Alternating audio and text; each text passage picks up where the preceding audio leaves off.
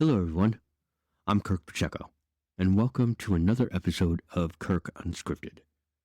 Today, we're going to openly discuss a topic that is always somewhat hidden, and I want to uncover some of the finer points of this topic. Today is about sex, safety, consent, and other terms we discuss about gay hookups. I want to offer this disclaimer. This post comes from my own experiences and those shared with me by gay men. It is by no means exhaustive and will inevitably leave out some perspectives. Please keep yourself open to listening and learning a few things. I want to have a real conversation with you about hooking up, sexual or otherwise. There are a lot of things we don't always talk about when it comes to hooking up with other men, even though most of us do it pretty regularly. We're taught to believe that hooking up is supposed to be quick, casual, and consequence-free. But sex and human connection are rarely that simple. Ideally, sex is fun. Often, sex is complicated. Sex involves other people whose emotions, safety, and boundaries should matter to us, whether we're meeting on Grindr, at a bar, at a party, or through friends. Hooking up is how most gay men have sex. Let's talk about real sex. Really talk about it. Think about how these questions apply to you and the community as a whole. How we might change our behavior and expectations around hooking up to foster safer, more consensual encounters. Sound off in the comments below. Are gay hookups important to you? Why are they important? Dating as an openly gay man hasn't always been safe or accepted. Hooking up was often the only way gay men could act on their desires. Today, there are open opportunities and more opportunities for meeting other men. But apps and private encounters are still a primary way many gay men meet each other. Hooking up can be important not only as sexual experiences, but how gay men establish intimacy and connection. At the same time, casual hookup culture can also impact how we relate to our own vulnerability. Many gay men learn very early how not to feel or deal with our emotions as a coping mechanism. We tell ourselves we're only here for fun, when really we might desire caring, connection, or recognition from our partners. Hooking up can allow us to explore our desires and feel validated by other men. But it can also bring up feelings we don't want to deal with when someone doesn't want to cuddle post-sex. Is safety a priority during hookups? Should it be? Truthfully, most people do not go into a hookup thinking about safety, especially if it's something we're just thrown into on Grindr. But safety should be a priority. I'm talking all kinds of safety. Sexually, we can practice safety by getting tested regularly, talking to our partners about sexual history and recent testing, preventing STIs, and using PrEP. Physically, we can practice safety by meeting people in public spaces or taking other precautions when meeting up with someone for the first time privately. Emotional safety can include having boundaries around what we're looking for and what we will and will not tolerate. Since many hookups happen between people who likely don't know each other within their community, there often isn't much accountability when something goes wrong. The best way to promote safety during hookups is by communicating clearly with partners and practicing harm reduction techniques. Look, practicing safety isn't always playing hard to get or killing the mood. Safety is caring about another person enough that you make sure they feel respected and cool before you take things further. Who has the power to decide when a hookup ends, the host or the guest? Short answer, both of you.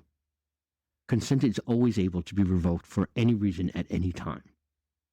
For gay guys looking to hook up, there are power dynamics that shift when one person is the host. Maybe the person you're hooking up with lives in their apartment and you came over to their place. Sure, they technically offered their home to you as inviting you over, but that doesn't mean you don't have the right to leave whenever you want. The guest should always feel comfortable ending the hookup without any weirdness, and hosts should honor their decision. Do gay hookups always lead to sex? How do you know if sex is on the table, and is this established beforehand?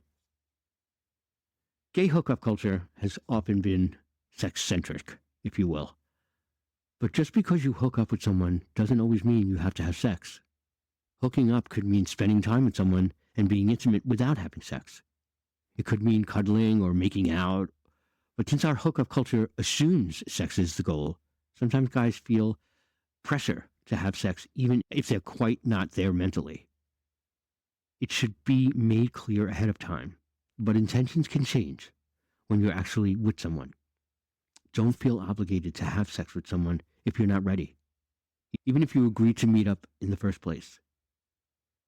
What should you do if you hook up with someone who is attracted to you, but you're not attracted to them? This happens to gay men all the time. Someone slides into your DMs and you're really feeling them and their profile. You agree to meet up, but once you see them in person, you're really not into them. This is totally normal, and unfortunately, priority is something many gay men deal with because of sexual hierarchies within our own community. There's nothing you owe someone you're not attracted to, besides honesty. Rejection sucks, but allowing people to guilt you into sleeping with them when you don't want to perpetuates hookup culture. How do you think dating apps condition gay men to feel entitled to other people's time and availability? And how obedient we should be when others say they aren't interested? Hookup apps have a lot to do with how gay men perceive dating and hooking up. Apps make meeting other people fast and efficient. You want someone? You can easily message them. Don't like their profiles? Swipe.